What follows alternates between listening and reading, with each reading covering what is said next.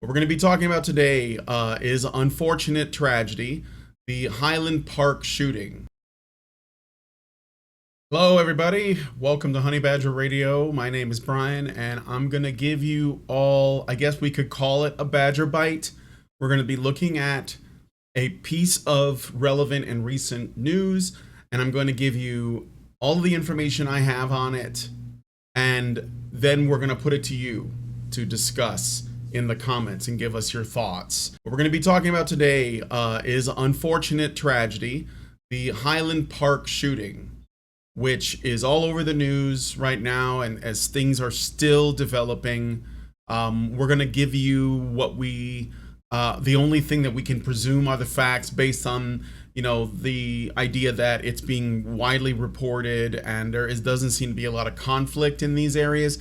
And we're not going to editorialize, okay? So, on July 4th, 2022, that's Independence Day, in Highland Park, which is a suburb north of Chicago, it's kind of like another town, you could say, during an Independence Day parade, one Robert Cremo III fired into the crowd of parade goers and families from a rooftop, killing 7 and wounding 30 plus before fleeing the scene. As it stands, Cremo is currently in custody, and he has been charged with 7 counts of first-degree murder. He made his first court appearance on Wednesday, and an Illinois judge ordered that he be held without bail. Cremo confessed to police that he fired on the crowd.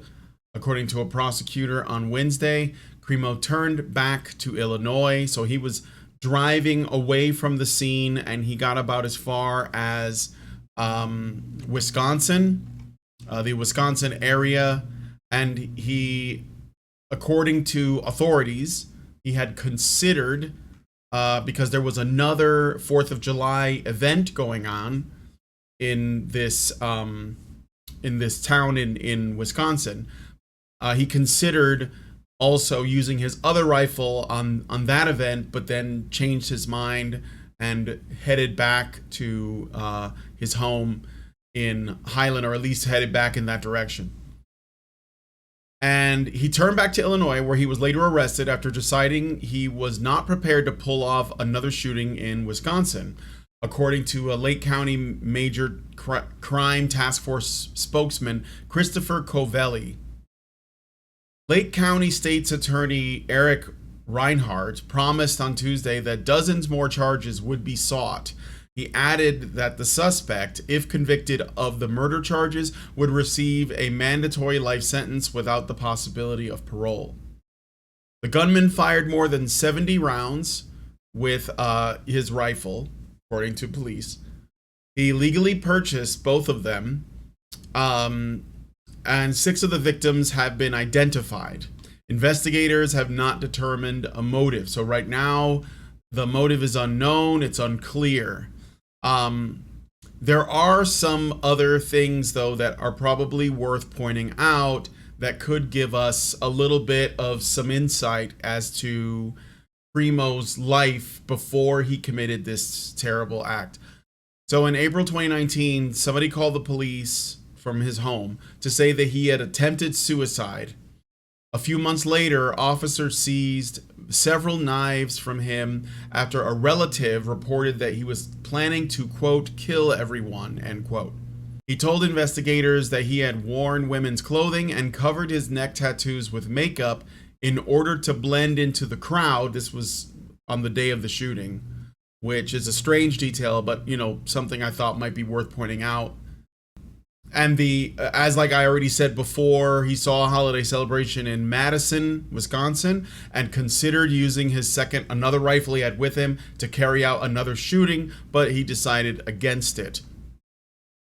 The victims of this shooting include Nicholas Toledo Zaragoza, 78, who had recently moved back to Highland Park from Mexico and who went to the parade with his family despite not wanting to go, according to his family members. Jacqueline Sundheim, 63, a beloved employee of a local synagogue whom one friend called a beautiful ray of light. Stefan Strauss, a financial advisor who at the age of 88 still took the train every day to his office at a brokerage firm in Chicago. Catherine Goldstein, 64. Eduardo Uvaldo, 69, of the nearby suburb of Waukegan. And Irina and Kevin McCarthy, age 35 and 37, a couple who had left behind a toddler at the parade. Again, too, it's worth pointing out that Kevin McCarthy, the father, the husband, he saved his child's life by using his body as a shield from the gunfire. In April of 2019, someone who knew Robert Crimo III, the man identified as the gunman, called the police, again, like I said, because he had threatened to commit suicide, or that he had actually attempted it. As a portrait of Mr. Crimo emerged, the authorities said they were looking at the videos that he has posted on social media, some of which show what they are describing as disturbing drawings of mass shootings. He also has a minor rap career. His rap identity is called Awake the Rapper, and you can still find some of his music online, and he even kind of like blew up a little bit. Like, he has, I think, at least one song that's kind of a hit online. The music should just, watch it yourself. I'm not gonna make any judgments on it one way or the other, because music is an expressive art form, and I don't know that you can necessarily get anything like rock solid out of it, but you might know something more than I do. So another thing that's worth pointing out is that Crimo was an isolated person. He kept to himself. He had some friends, but he wasn't the type to share according to his friends. Some of them described him as kind of emo, and of course, like, his family is not super close, even though I believe he lives with his uncle at least, but probably also his mother.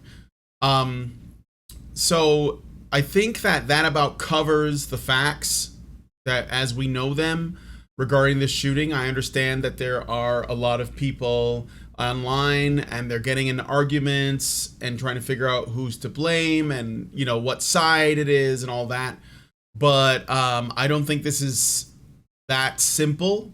And obviously when you're dealing with a troubled young man, that's really the conversation that a lot of people don't want to have, and so they default to other things. They blame men, they blame guns, they blame something else, right?